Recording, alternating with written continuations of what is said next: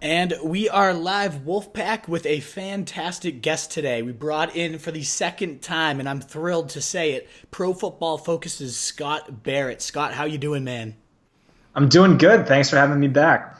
Thrilled to have you back, man. And anybody who has not somehow seen this article yet, the 96 stats on Pro Football Focus that fantasy owners need to know was one of the best pieces I've ever read. Definitely the piece of the year, in my opinion, so far. So, Scott, thanks for all that knowledge. And any of you listeners that have somehow not seen that yet, make sure you go check it out.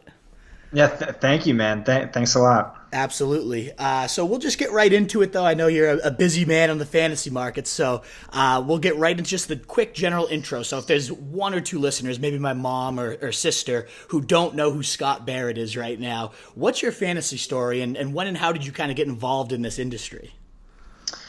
Yeah, I remember reading, I think it was like a Brad Evans article on Yahoo in high school. I was like setting my, doing my start sit at lunch in the library, reading, a Brad Evans article where he's talking about, Brandon Jacobs, his man crush or whatever, and talking about his job. And I was like, that is the coolest job ever. If I could just get paid to sit at home in my boxers and write about fantasy football, that would be the best thing in the world for me.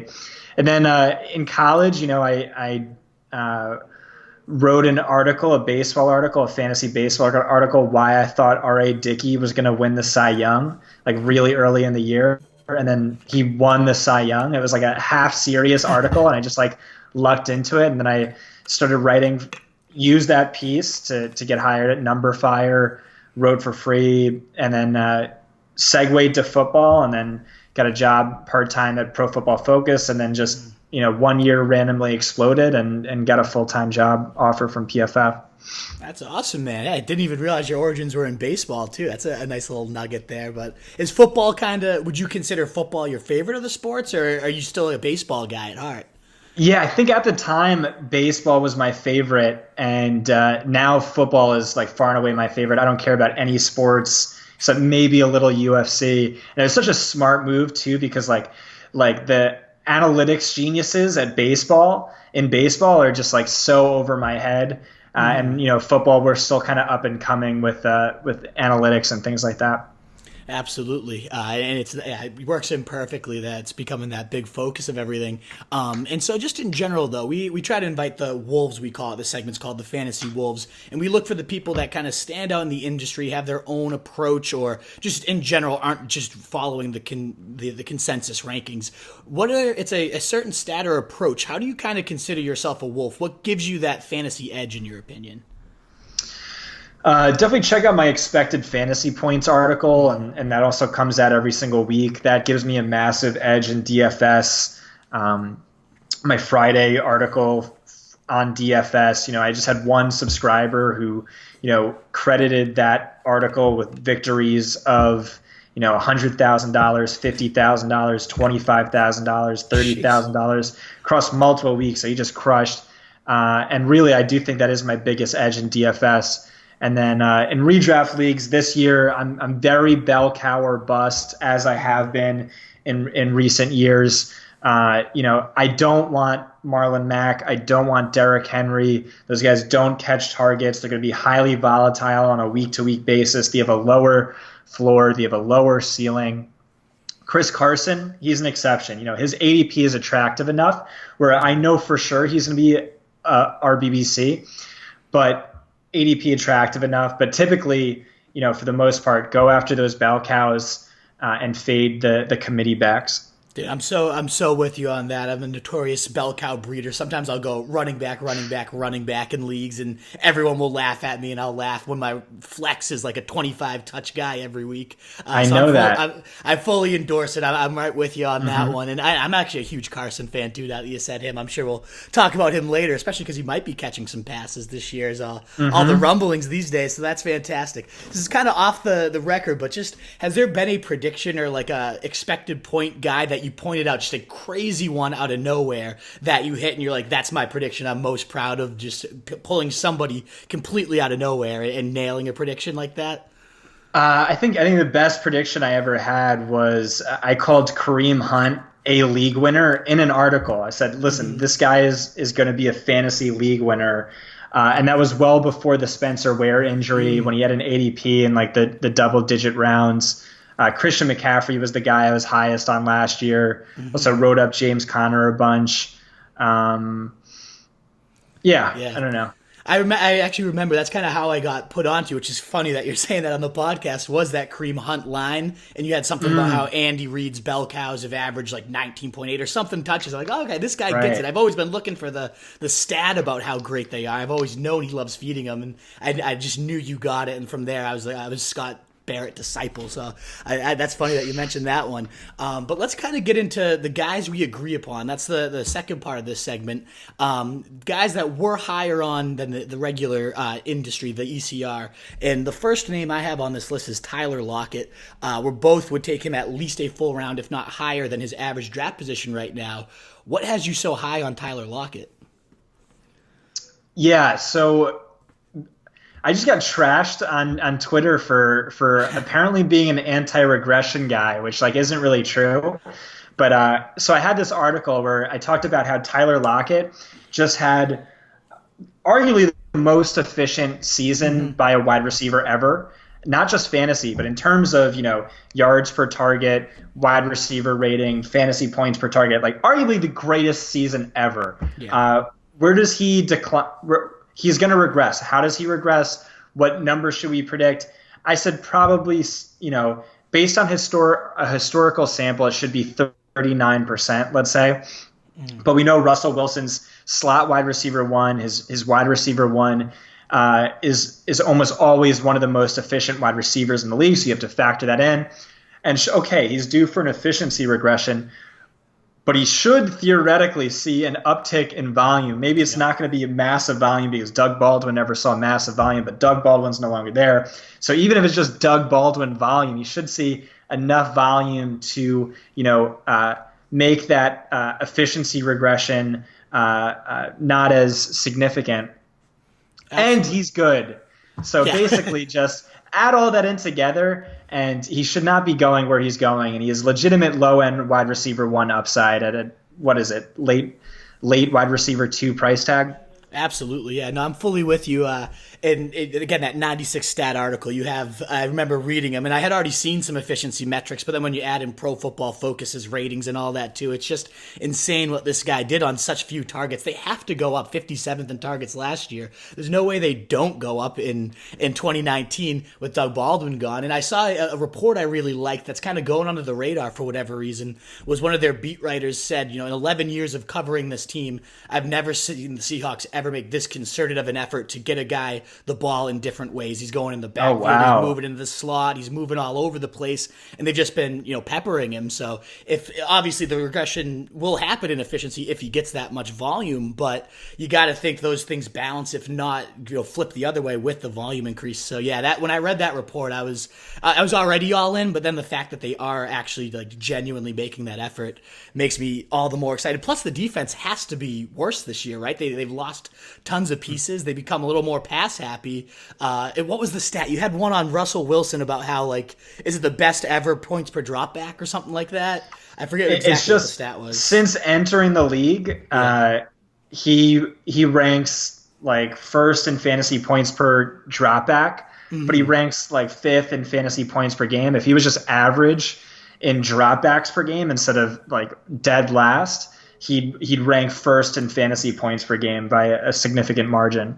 Unbelievable. Just volume and pace in Seattle is so bad. Also, I got to bump up Tyler Lockett even more now. You got to send me that link. I got to figure out where I saw that. I'll find the tweet. I have it in an article somewhere, so I'll make sure to send you that. I was thrilled to read that report. Absolutely. And then, yes, I mean, if the defense does take a hit, even if Schottenheimer is so committed to the run as he keeps talking about, you can only be committed to the run so often. And I love the air raid offense coming in Arizona, so maybe that becomes more of a shootout style game, whereas they were only putting up 14 points per game. I wouldn't be shocked to see that double this year if Kingsbury's offense clicks like I think it will. So that division I see becoming a little more shootouty. I don't know. I'm just in the Seahawks passing game, and I love Carson too, but Tyler Lockett being the engine of that, I'm with you. He's definitely one of my highest rated guys. Another one I've been citing a ton of your stats on, and I want to kind of get you live talking about this guy, is Austin Ekeler. So you clock in at 65 overall in your latest rankings that I checked, and I'm right there. I have him at 66, so we're both right around 30 spots or so higher than the ECR. And of course, Melvin Gordon's holdout's a huge factor in that, and that will play a role in how valuable he ends up being. But even with or without him, what makes you love Ekeler so much? Yeah, so even if Melvin Gordon plays, I think he has, some fantasy upside where, he could at least be a bye week fill-in for you or something along those lines. And then if Melvin Gordon misses time, I think Ekeler should be the guy. I know you talked to someone recently who disagreed. Yeah, Mr. Adam Schefter himself. Yeah, no, he had him on the pod. And he said he expects Justin Jackson to take those big bat carries more so than Ekeler would. But you're still on the Ekeler train. Yeah, I mean, I don't feel comfortable going against Adam Schefter, who I think is a little more plugged in than I am. But it's just like he was amazing last year, better than Melvin Gordon by like pretty much any stat you want to look at. And there's a lot of good stats to look at.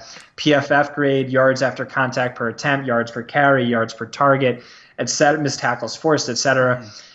So he's really, really good. The only times he wasn't good were when Gordon was out. He, had the bell cow workload and he disappointed. I mean, it was 2.5 games. The game he left early due to injury, he was actually playing well in. The other two games, it was like it was not as good. It was below average. Mm-hmm. I think that's like a small sample to, walk away with saying this guy can't have that role.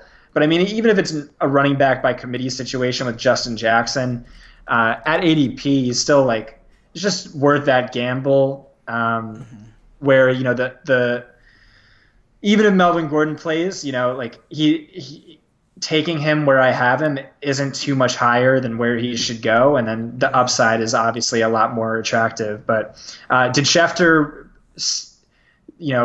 go hashtag sources on that, or was that just his general? That was kind of more of his gut call. He said, the team has talked about being very impressed with Justin Jackson and what he's shown in early camp, and he just felt that Ekeler was more served for the change of pace role. I think it was more personal opinion, and just like hearing some nice words about Justin Jackson kind of led him to that conclusion. He never said anyone definitively told him, hey, it's Justin Jackson's job or anything like that. And you look at the preseason too. I mean, 16 snaps with the starters, 12 of them ended up going to Ekeler. The first 2 goal line carries go to Ekeler. He fumbled it, sure, which obviously sucks, but and then Justin Jackson just looked like a bully on his touchdown run, just bowling people over. So who knows who would actually get that volume, but 75% to 25% in their early debuts leads me to believe Ekeler would be more of that workhorse role than a lot of people are going to give him credit for. He had 17, 18, 17 touches in those 3 games without Gordon last year too.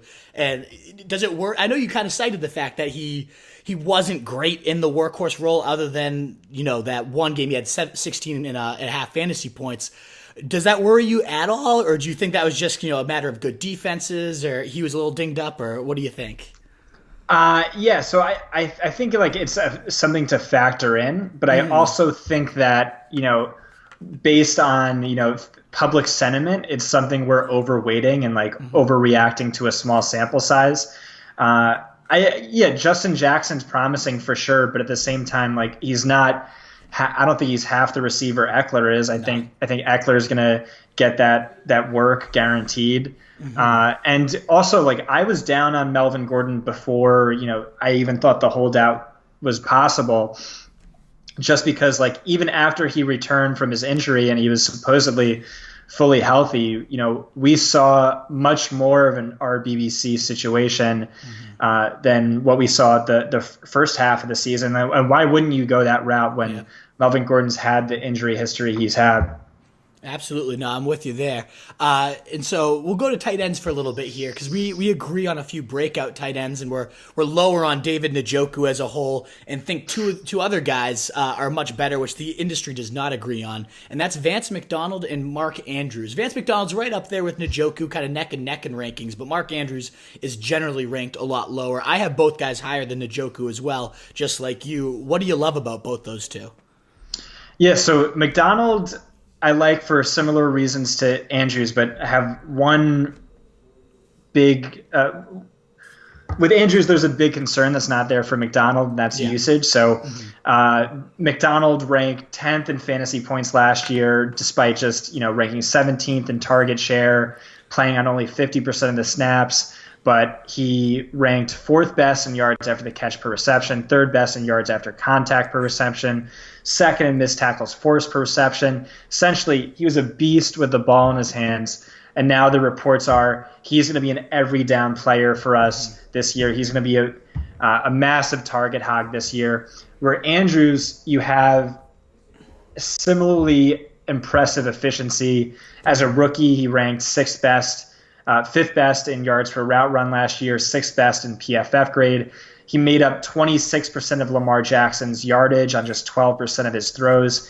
Amazing rapport, chemistry. Reports out of camp are this guy's incredible, maybe the best receiver on the team. Yeah. Concern with him is maybe Baltimore just, unfortunately doesn't use him like the Eagles have used Ertz the past few years. Just have him play every down, line him up in the slot. The concern is he gets used like Vance McDonald was used last year, splitting time with Jesse James. Yeah. In which case, he's probably still an ADP value. Honestly, it's just chances of being that top 7 breakout player. It's a little tougher for him to do that. Yeah, it would really come down to how often does Greg Roman use those 2 tight end sets, which he's well above the league average on that. It's such a run heavy pass. So maybe you saw Vernon Davis have 13 touchdowns under this guy. The tight end has historically been more of the focal point of the receiving game under Greg Roman. So there's a little bit of hope there. But you're right, Hayden Hurst, his other Nick Boyle, they're saying is locked into a starting role because of his blocking in such a run heavy scheme. So that usage could waver with McDonald. I'm going to actually bring up a stat you had on another guy, but I think that's what led to this guy's breakout last year. And if McDonald sees that uptick, could again. So you talk about how great he is after the catch and breaking tackles. Well, you had the stats on Kittle this year. Obviously one of the league winners of last season, and I think almost all of that was because he's so great after the catch. It says here he set an NFL record with 873 yards after the catch, 9.9 yards after the catch per reception. So that was what led to this guy being such a monster. Was he finally got some volume to go with those yak skills? If McDonald, maybe not Kittle's level, but we've seen the stiff arms, we've seen the athleticism. If he sees a similar bump, probably won't lead the team in targets like Kittle did, but even just a little bit could propel him to jump into that tier. So I'm with you. I love the skill set. I love the 250 or whatever the vacated targets are there with Antonio Brown and Jesse James leaving. And now if he becomes that every down player, they're saying he's going to be, all the beat writers saying in practice, who's that number 2 receiver going to be? Is it going to be McDonald? Is it going to actually be Moncrief or Washington? I like those guys, but I'm with you, man. I think there's a lot So of I don't even like those guys. No, yeah. Yeah, so like Moncrief has always just like been meh, like yeah. Compared to volume is always underwhelmed. James Washington is actually PFF's worst graded wide receiver last year. I like Deontay Johnson, but yeah, I think there's a legitimate chance that Vance, is the number 2 guy or at least very close to it in this offense next year. Yeah, I'm hoping so. And then Andrews, too, as you cited, the practice reports. I love The Athletic. I think their beat coverage has become my go-to source. And I've been reading the Raven reports, and every single time, it's without fail, Mark Andrews, most impressive player on the field. Mark Andrews is leaner and faster and playing with more swagger this year. Mark Andrews is light years ahead. Every single time they figure out a way to work his name in. I don't know if he's paying the writers or what, but it sounds like he is the guy this year in that passing game. And similar to that, like who else is there to take away targets in that passing game. Even if it's a low volume, as we call him, aerial pie there's really not that many mouths to feed. Miles Boykin impressing, but Marquise Brown, who knows what he's going to do? He looks like a friggin' like sixth grader. Man, Marquise Brown's like 160 pounds soaking wet, so I don't know. We'll see about all those guys. It seems to me there's a very clear path to that guy leading the team in targets too, so I'm with you there. Both guys very intriguing. And is that kind of why, conversely, you're down a little bit on Njoku, just not as clear of a target share with so many other mouths around him, or what has you a little bit lower than the regular industry on him? Yeah, I was never an Njoku guy. He's never done anything to make me doubt whether or not I should be an Njoku guy.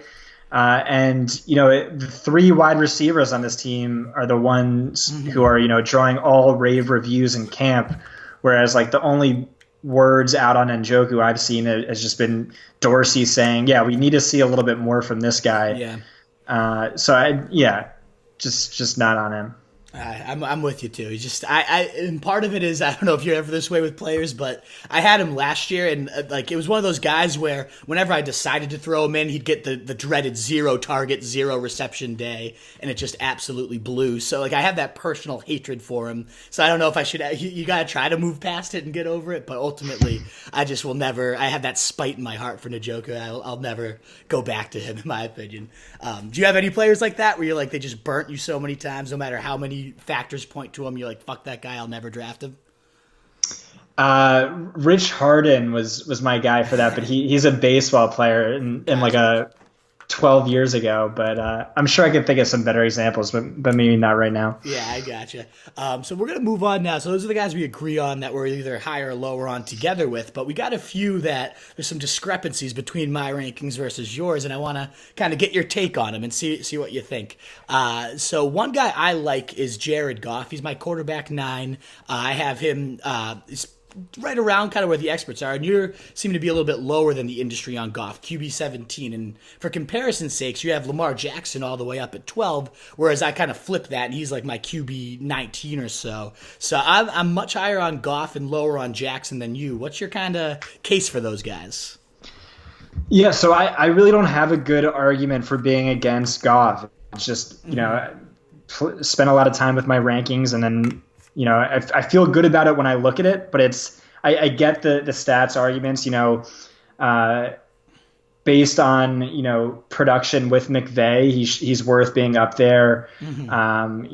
Factor in the full health of the 3 wide receivers, and, his whatever points per game ranks easily QB1. There's all that stuff. I get it. I've just never been a Goff guy. I think the league probably, figures out that offense a little bit better next year. He's highly volatile, not very consistent. I do think that's still going to be a run-first team in spite of Todd Gurley's arthritic knees. And then Lamar Jackson is just like Konami code to the max. Yeah. He led all quarterback, or he set the PFF record in fantasy points per dropback last year. All he needs to see is a little bit more volume. You're talking about Roman's history. Well, he coached Tyrod Taylor to QB6 and QB7 fantasy point per game seasons. Jackson I like more as both a passer and a runner. Colin Kaepernick, he had a QB1 season under Roman. Like the offense they've built. And it's just rushing. It's just so much more valuable than passing to a fantasy quarterback, to the point where I don't care how bad he is as a passer this year. Just, get those, rushing attempts in. Yeah, there's tons of stats to support that too. I forget the exact percentage. I know Ian Hartz, though, he shared a stat with us. It was something along the lines of like, out of X quarterbacks to have 200 or more rush attempts or whatever, it might have even been a lower number than that. Like 80% of them were top 12 quarterbacks. So it is a tough argument to go against, but of the like 3 quarterbacks who didn't finish in it, 2 of them were actually Kaepernick, who everyone has these grand ideas that he was this like unbelievable star because he had that breakout type of season because it was something we've never seen. But he ultimately, especially in his full season of starting under Roman, just didn't seem to light it on fire. And they always are so low in pass attempts. And this is more not a knock. The value of rushing quarterbacks can't be knocked, but the league continues to trend to this. Now the air raid's starting to come in the league and pass heavy and pass heavier and pass heavier. I think we're going to see a little bit of a gap start to diminish between how valuable those rushing starts are because the passing game continues to get so inflated. And that's what I see with Goff is maybe they do figure it out in year 3 and it slows down. But then there's the case for, well, now he has continuity with these receivers for a whole offseason. And now he's got his 3rd season in the system. And a lot of reports are this guy's owning the system more and kind of putting his own wrinkles into it and feels more comfortable changing plays up without McVay. And I don't know, that's what has me a little more excited on him is it could regress if people have the film and they could, or it could just take that next step. And a guy we both love that's been added to that offense is Darrell Henderson and what he could bring in the screen game. I mean, think about what Kamara does for Drew Brees, the amount of 70-yard screen touchdowns you see. I wouldn't be shocked to see Henderson bring that element too. So that's what I just, when you take out that passing point source, and to me, Lamar Jackson I watched him last year and it looks like he can't throw a ball sometimes. I don't know. That makes me nervous. Do you think he progresses at all as a passer, or you just like it still doesn't even matter to me? It's just I feel good about where I have him. I just don't see massive upside. Like Jackson could easily be a top 3 fantasy quarterback, I think. And without even being efficient as a passer. It's with Goff, I just don't see it's just hard to see an avenue to get there for me. But, maybe I'll be wrong. Like I said, just look at the data and, where I have him is way below, where he's typically finished. Absolutely. And so moving on from quarterbacks, we'll go to the running back position. And a guy I love, and I wonder if maybe the preseason will change on this guy a little bit after, especially last week looked great. I wonder how he's going to look in future weeks. That's rookie David Montgomery. I have him 28 overall, so I'm really bullish on him. That's 25 spots higher than his expert consensus ranking. You have him right more in tune.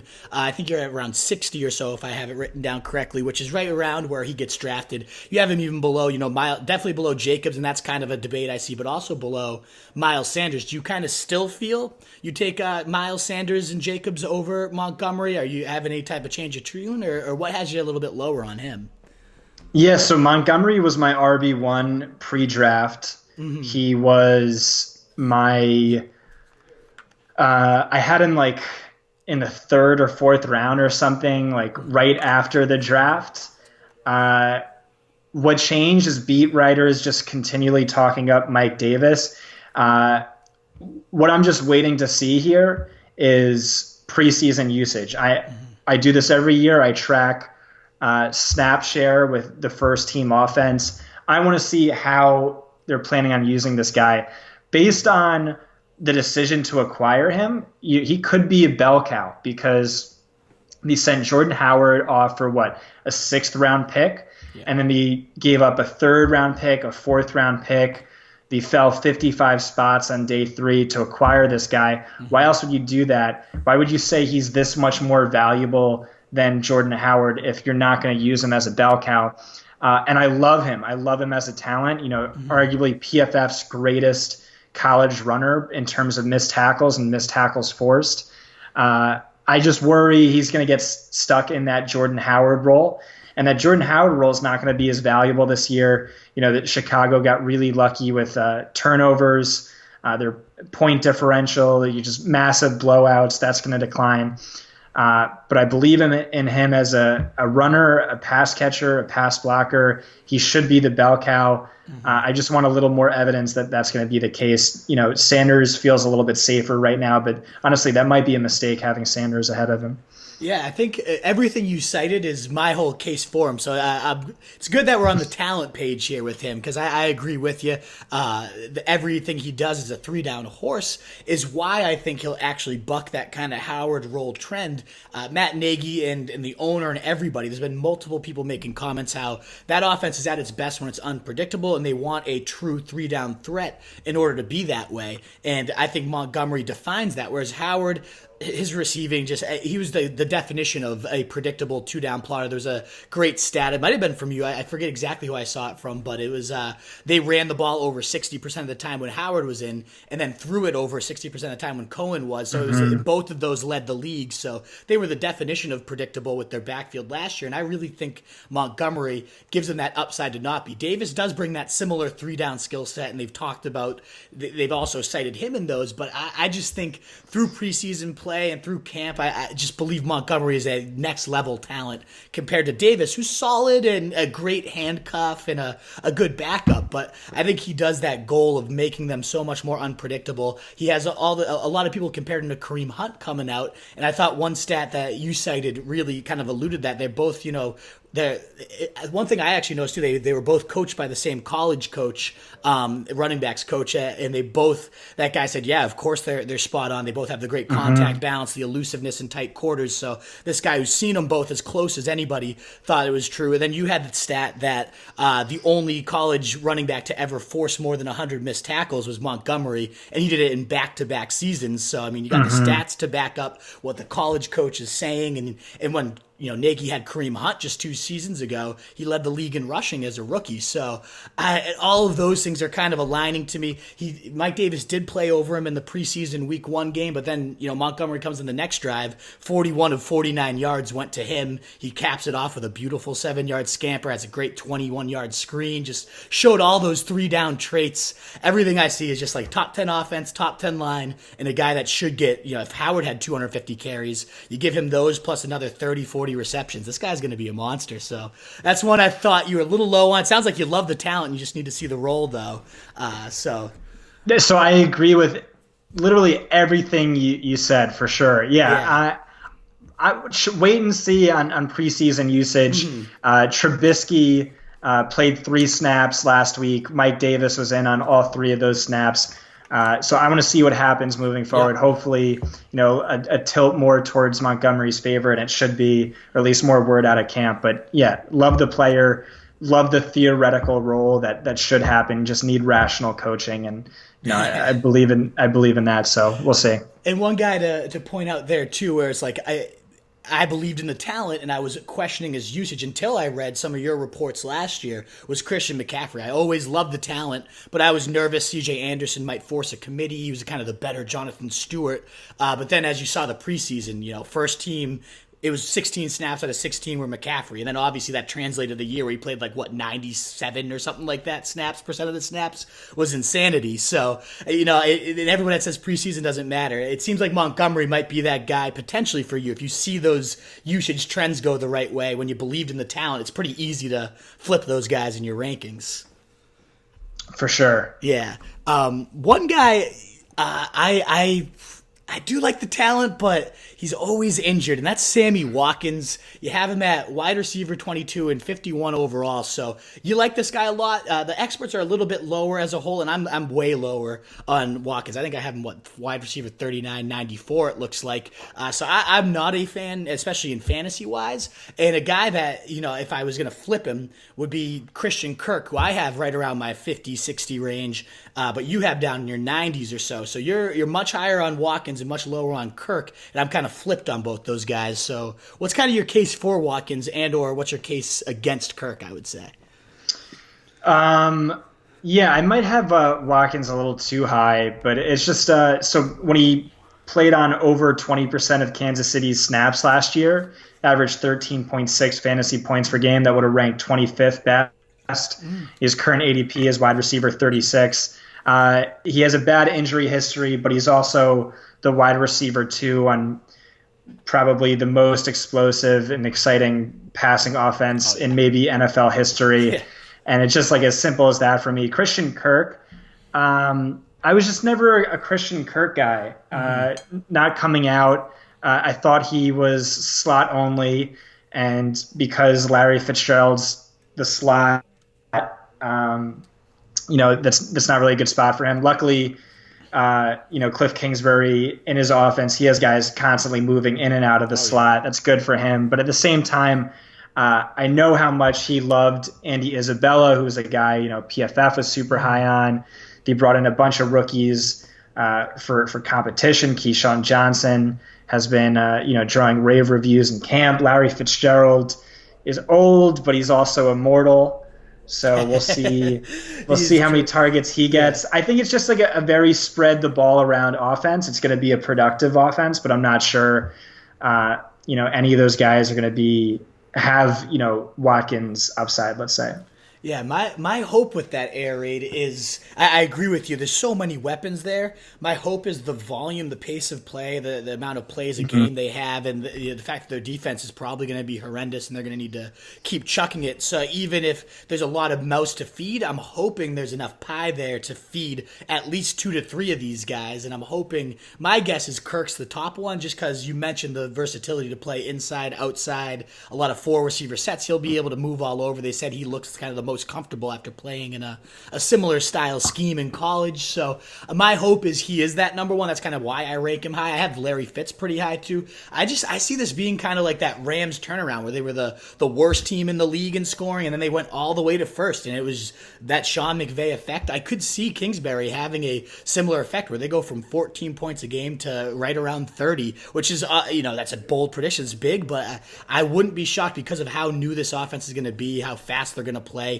I thought in preseason action, Murray just looked like he belonged. I wanted to see him just have that poise and calm, and just as he always has, he did. And I love Murray, so I think when they turn the heat up and put the pedal to the metal here, that offense is just going to fly down the field. I think Kirk will be a big part of it. Watkins, he is that number 2 wide receiver, but does that mean necessarily the number 2 target share? Probably not. I mean, obviously, and I know you love Travis Kelce. You've been banging that drum like has to be a first rounder. He's going to have the most targets, followed by Tyreek Hill, and then the running backs under Andy Reid have always been such a high volume. So with Watkins, you're going to get those blow-up games. He had some of them last year, but then you're going to get some of those just, I got nothing. I got 1.5 out of him this week. And when you mix in the injury history, I'd rather have that shot at the number 1 guy in an offense I see ascending versus maybe the 4th on the totem pole of an injury-prone guy. I don't know. What do you think? Yeah, it's just, listen, I love the Arizona offense. I'm super high on Kyler Murray. I'm super high on David Johnson. I probably higher than most on Larry Fitzgerald. I just don't trust that Kirk is that number 2 guy. I think they just spread the ball around a lot through the air. Yeah. And I'm not sure he outscores, like, let's say Isabella this year, but well, that's a super hot take. He probably does, but still, it's just like I don't know where the value in that is, and I don't see there's going to be a lot of consistency. But alrighty. So the last one, I know we're starting to get a little high on time here, so I'm not even going to give a rebuttal on this one, but I don't have any takes to love these guys, and I want my listeners to at least be exposed to some positive content on people that I might have been shitting on this entire offseason, and it's the 2 LSU guys, Fournette and Derrius Guice. You have Fournette at 14 overall, Guice at 52. I don't know if that's changed at all, but you clearly like both of these guys a lot more than I do, so what's your case for them? Yeah, I'll just say the Guice ranking is wrong. That's one of the ones I have to adjust. Okay. There 2 days ago, they said he's still not medically cleared. Mm-hmm. Like that's so bad. Yeah. But the upside for me was he's better than Adrian Peterson at the combine. Jay Gruden was talking about how this guy's really good at catching the ball. We want him to. He doesn't have to come off the field on 3rd downs. The injury just murdering him. It really all came down to that target projection too, because I don't think Washington's going to be good. No. But yeah, I'm moving him down. This is a guy who you're going to take late, and hope he gets fully healthy halfway through the season and gets a really good workload halfway through the season. I would be shocked to see him get that stretch run, just dominates for the last 4 or 5 weeks and kind of rolls into next year as a third, second even rounder if he just shows really well, it wouldn't shock me because I'm with you. I believe in the talent, but I am just nervous you're going to be useless with this guy for the first 7 or 8 weeks. So I think that's a nice prediction, though. Like maybe mid-year, this guy starts to turn around. If I was going to make a early buy low list already before the season even starts, I can already see Derrius Guice being like a week 6 buy low at this point. What about Fournette, though? What's your thoughts on him?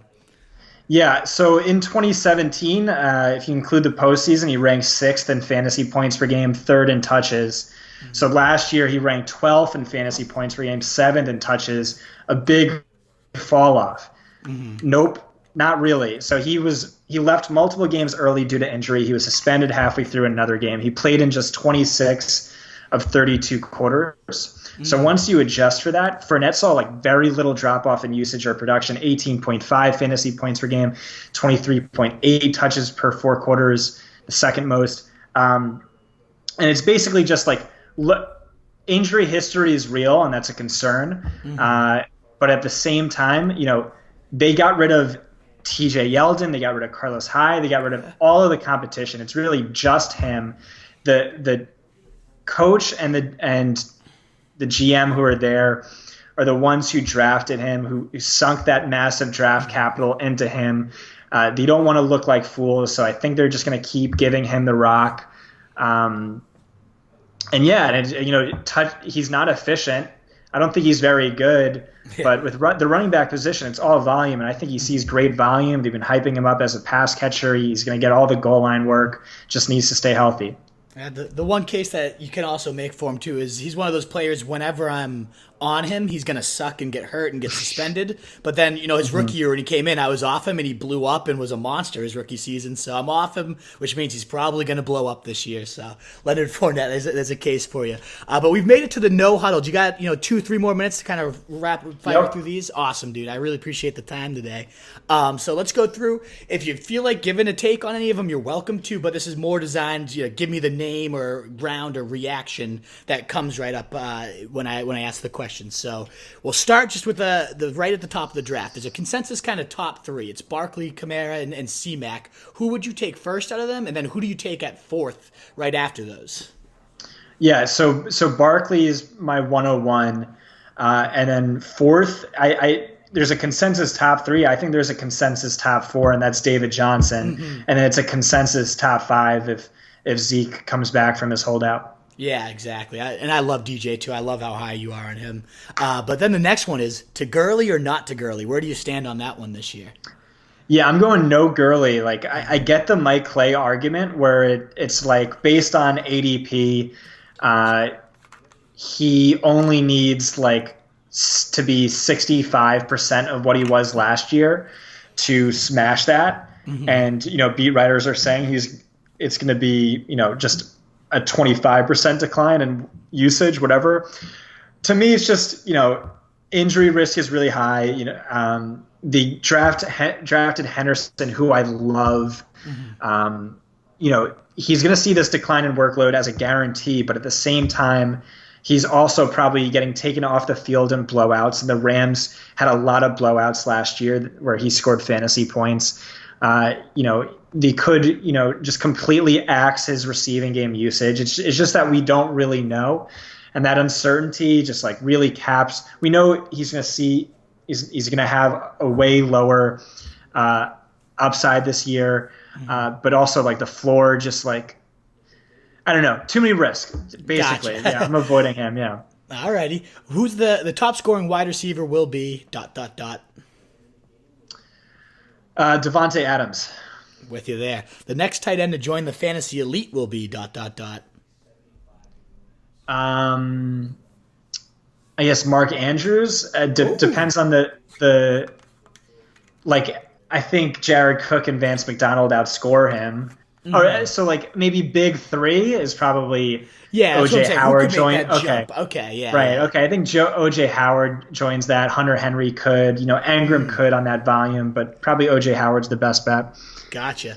So everyone loves a good fantasy bargain and the bragging rights that you gain with it. By position, quarterback, running back, receiver, tight end, just shout out your biggest bargains of the fantasy positions. Quarterback is Lamar and Dak. Running back is probably, I guess Chris Carson's one of those guys. Darwin Thompson has been a guy I like really late. Wide receiver, Geronimo Allison, Golden Tate, AJ Green are some of those guys. Josh Gordon, tight end, Delaney Walker, Andrews, two of those guys. Awesome. And conversely, who's kind of going way too high, who's overpriced that you think busts and brings shame to owners this year at each position? Quarterback, definitely Andrew Luck with his injury thing going on. Running back, the Marlon Mack, Derrick Henrys of the world who don't catch targets. Get your exposure to them in DFS when they're favored by 8 or more points. Just fade them for redraft. Wide receiver bust. I don't know. I can't really think of any, but I know I got some in my rankings, I'm sure. Tight end. We actually ranked tight ends pretty good this year by ADP, I think. I don't know if there's someone who really stands out as maybe Njoku, like we talked about earlier. Well, sure. So here it's Eric Ebron. Oh, okay. It's Njoku. It's Hooper. It's Hawkinson. Basically, everyone between that Vance and Delaney tier. Yeah, so you're cutting that, I'm with Just you. Don't want any of that guy right there, exactly. Yeah. So in 2017 it was Kamara, Connor was last year, and almost every year there's just a player that comes after round 10 and just blows up and is a league winner. Do you have any predictions who could do that in 2019? I know Chase Edmonds, needs to be owned in all leagues because he just has the same upside that Connor had last year, or very similar. Maybe Ty Montgomery is another guy like that, but those are handcuffs, not very exciting. Albert Wilson is a wide receiver who I think if he gets healthy, sees the workload he deserves, he could blow up, Josh Gordon in those rounds for sure.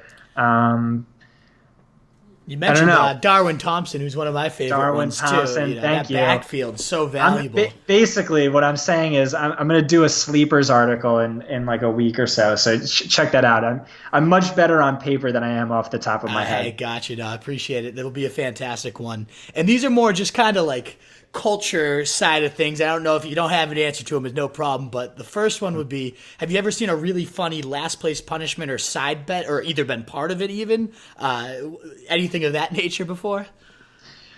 No, but I did a Reddit AMA recently where they asked for what they should do for their last place punishment, and I just didn't have a good answer.